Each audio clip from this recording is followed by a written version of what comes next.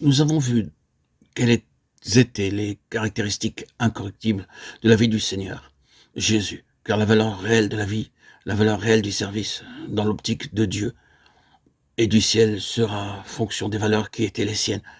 Parfois, en relation avec notre travail d'édition et d'impression d'ouvrage, nous avons des épreuves qui nous sont envoyées par différents imprimeurs.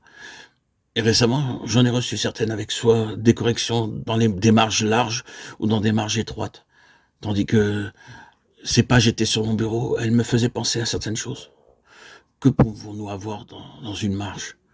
Une marge large prévue pour beaucoup de corrections, cela n'a aucune valeur. Si la surface qui reste pour le texte est trop petite, mais si la marge est trop étroite, les corrections seront-elles alors possibles?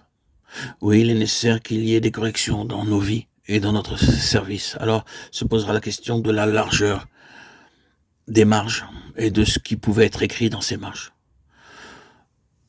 De tout ce que cette vie aura contenu, de tout ce que nous aurons fait ou possédé, dépensé ou retenu, quelle largeur aura notre marge pour contenir tout ce qui aura peu de valeur ou ce qui aura de l'importance à la lumière du ciel et de l'éternité.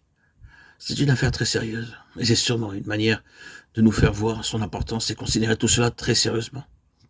Dieu n'est pas préoccupé par les marges. Ce qu'il désire, c'est une pleine page de valeur intrinsèque. Dieu ne veut pas tirer un trait sur la page de nos vies et dire, d'un côté de ce trait, il y a beaucoup de choses plus ou moins bonnes, et de l'autre côté, il n'y a rien de bon. Il ne veut pas ce genre de distinction, et si le Seigneur nous fait marcher dans ses voies, prenez garde, car il veut de toute façon y parvenir, et il cherchera par tous les moyens à atteindre le but. Il obtiendra autant de pleine mesure que nous lui permettrons de réelles valeurs intrinsèques. Après ces paroles préliminaires, nous irons maintenant un peu plus loin. Nous avons dit que le Seigneur Jésus est le grand exemple d'une vie sans marge, d'une vie atteignant intégralement tous les bords de chaque côté, pleine de valeurs inhérentes et qu'une telle vie a une signification. Il était l'incarnation de ce qui est incorruptible.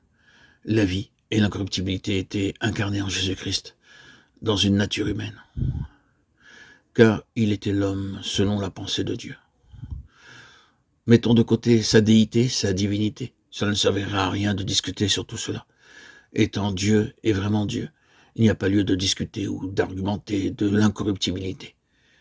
Mais quand il s'agit de l'homme, c'est une autre affaire. Et donc, nous sommes concernés par ce côté de sa personne, de sa personnalité, car il est appelé le Fils de l'homme. Ce problème et toute cette question de l'incorruptibilité est donc une question concernant les êtres humains que nous sommes. C'est une affaire qui est liée à l'homme et qui le concerne.